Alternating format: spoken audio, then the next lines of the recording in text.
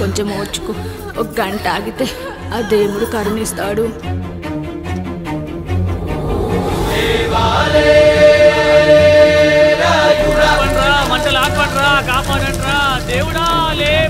ఆయన లేవాలి, ఈ మంటలు ఆరాలి. నీ కంటిలోని ఒక్క పొట్టు ఈ మంటల మీద పడినా ఈ ఊరే కన్నీరు పెడుతుంది.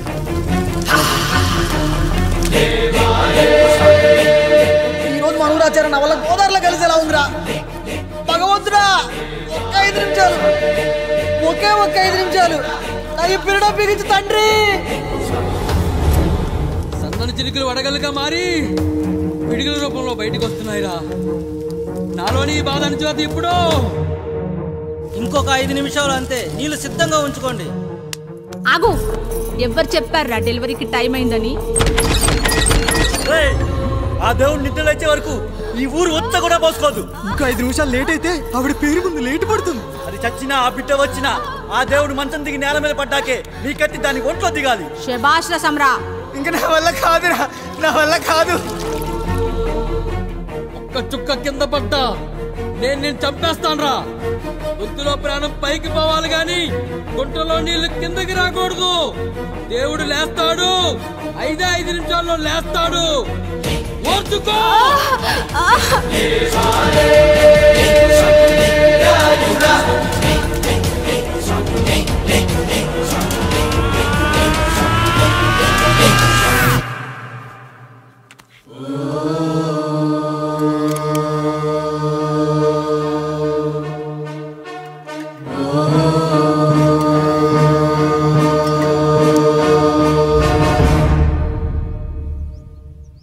రాయుడు గారు నిద్ర లేచారు.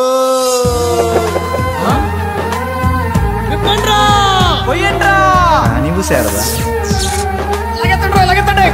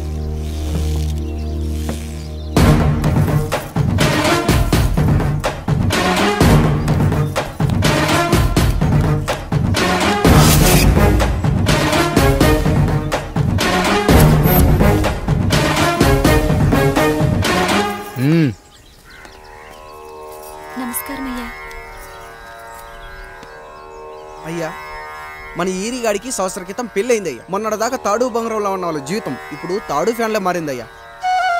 తన భర్తకి తల్లిదండ్రులు ఎక్కువయ్యారయ్యా. కట్టుకున్న భార్యకి చీర కొనడం కంటే అమ్మా నాన్నలకు మాత్రం మందులు కొనటమే తన సంతోషం. పొద్దున లేచిన దగ్గర నుంచి తల్లిదండ్రుల పనులు, పెళ్ళ ముద్దు ముచ్చట తీర్చట్లేదని తల్లిదండ్రులను వృద్ధాశ్రమంలో చేరిస్తే తను తన భర్త సంతోషంగా ఉంటామని వీరిగాడి భార్య సావిత్రి రచ్చబండి ఫిర్యాదు చేసిందయ్యా. చూడమ్మా, ప్రతి స్త్రీ జీవితం 3 ఆకులతో ముడిపడి ఉంటుంది. పెళ్లిల్లో మావిడాకులు, శోభనం గదిలో తమలపాకులు, ఆ తర్వాత భర్తతో విడాకులు. మావిడాకులు గుమ్మానికి కట్టొచ్చు, తమలపాకులతో కిల్లీలు కట్టొచ్చు, కానీ విడాకులతో కాపురాలను కట్టలేమమ్మా, కట్టలేం. నన్నేం చేయమంటారు? నాకంటూ కోరికలుండవా? భర్తతో సరదాగా ఒక్కదాన్నే గొడవ పడాలని, ఆయన కష్టపడి అలిసొస్తే పక్కింటి వాళ్ళ కబుర్లన్నీ చెప్పాలని, వచ్చిన జీతం మొత్తం చేతికిచ్చాక నేనే 10వ 12వ చేతిలో పెడితే ఆయన కళ్ళల్లో ఆనందం చూడాలని నాకనిపించదా? ఎంతసేపు అమ్మా నాన్న అంటూ వాళ్ళ కొంగు పట్టుకుని తిరగడమే తప్ప నా పైట పట్టుకుని తిరిగిందే లేదు. నాకు విడాకులొద్దు, నా భర్త నాకు కావాలి. ఎరా, నీ భార్య చెప్పింది విన్నావుగా, ఏమంటావు? అయ్యా, మీరు నా వైపు కూడా ఆలోచించండి అయ్యా. 9 నెలలు నా తల్లి కష్టపడి కనీ పెంచితే 20 ఏళ్ళు నా తండ్రి నన్ను పోషించాడు. నిన్నగాక మొన్న వచ్చింది. ఇది మమ్మల్ని విడదీయాలంటే ఎలాగయ్యా? నాకు నా పిల్లం కంటే నా తల్లిదండ్రులు ఎక్కువయ్యా. మరి పెళ్ళెందుకు చేసుకున్నావురా?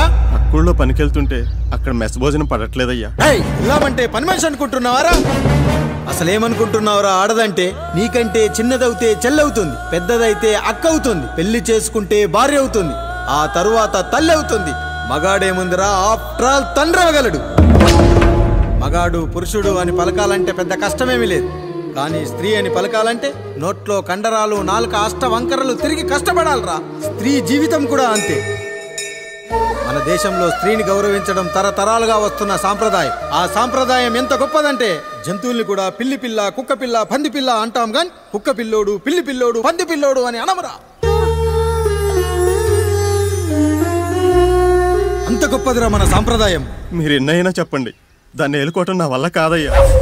కడుపులో బిడ్డ ఆడపిల్ల అని తెలిసి ఉంచాలా ఊడ్చాలా అని ఆలోచిస్తుంటే పుడతామో చస్తామో తెలియని పరిస్థితుల్లో ఎలాగోలా పుట్టేసి పెరిగేసి ఎదిగేస్తున్న టైంలో తను పుట్టింది తన కోసం కాదు, ఎక్కడో పుట్టిన ఏదో కోసం అన్న విషయం తెలిసాక అమ్మ నాన్న కలిసి 1 కిలో లడ్డూలు, 1 కిలో చెగోడీలు పెట్టి దున్నపోతు లాంటి ఓ పెళ్లి కొడుకుని తీసుకొచ్చి తల దించుకొని పెళ్లిలో కళ్ళు దించుకొని శోభన గదిలో పడుకుంటే గుండెల మీద తాలి బరువు, శరీరం మీద వాడి బరువు మోసి మోసి వాడు వేసిన విత్తనాన్ని 9 నెలలు మోసి మోసి ఓ పండంటు బిడ్డకు జన్మనిచ్చి ప్రతిరోజు కోడి కంటే ముందే నిద్రలేచి నుదిటిన బొట్టు పెట్టి, వాకిట్లో ముగ్గు పెట్టి, స్టవ్ మీద గిన్నె పెట్టి, అందులో పాలు మరగబెట్టి, కాఫీ పొడి టీ పొడి కలిపి పెట్టి, పిల్లల నోటికి తిండి పెట్టి, వాళ్ళను బడికి ఎల్లగొట్టి, నిన్ను ఆఫీస్ కు తరిమి కొట్టి, ఒక చేత రిమోట్ మరో చేత కత్తిపీట పట్టుకొని ఛానల్స్ మార్చి మార్చి కూరగాయలు తరిగి 11 గంటలకు మా ఊరి వంట, 12 గంటలకు స్టార్ మహిళ చూస్తూ వీటి మధ్యలో వంట చేస్తూ కూరెక్కడ మాడిపోతుందో అన్న టెన్షన్ లో బ్రేక్ మధ్యలో అత్తగారికి అన్నం పెట్టి బుద్ధమందారం, ఆడదే ఆధారం, మనసు మమత, గోకులంలో సీత, స్వాతి చినుకులు అంటూ పగలు రాత్రి తేడా లేకుండా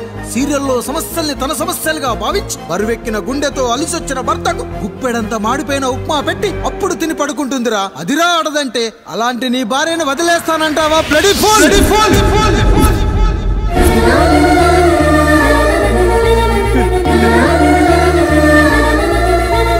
ఒక గుక్కలో ఆడదాని గురించి చెప్పాలంటే నాకు 3 నిమిషాలు పట్టిందిరా.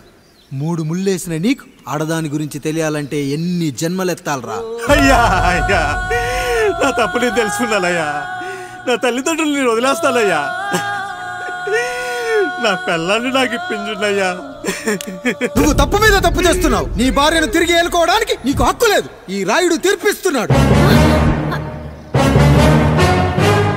ఈ ఈరిగాడు మాత్రం తమ తల్లిదండ్రులతో ఉండాలి. కానీ ఈవిడకు మాత్రం భర్త కావాలి. ఈమెకు అభ్యంతరం లేకపోతే నేను పెళ్లి చేసుకుంటాను.